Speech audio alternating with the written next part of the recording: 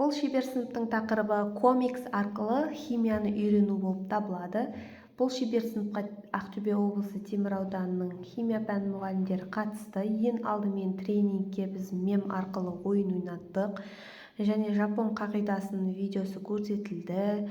Өзімнің жасаған авторлық комикстармен таныстырылды. Және содан кейін сабақтың отырысына көштік. Ең алдымен комикс жасау үшін ChatGPT-ға дұрыс промпт жазуды үйрендік. Промпт жазып, мәтінді тауып алғаннан кейін сол мәтінге сәйкес сурет шығаруды үйрендік ChatGPT арқылы.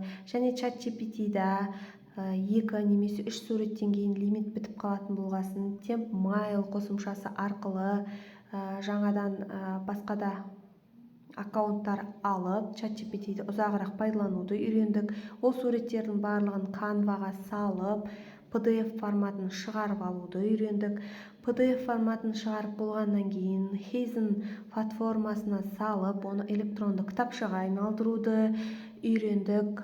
Және де ең соңғысы бізде осы QR-код салып, алғы сөзін жазып, комикс толығымен аяқталған соң тілімнің ұшында әдісі арқылы осы комикс арқылы мұғалімдердің түсінгенін, жасанды интеллекттің химия пәніне қалай өзгеріс әкелгенін осы туралы түсіндік. Және оны қағаз бетіне Word форматында қалай шығару керегін үйрендік. Ең соңында padlet.com платформасы арқылы кері байланыс беріліп, сабаққа өте жақсы әсер қалдырғанын, мұғалімдердің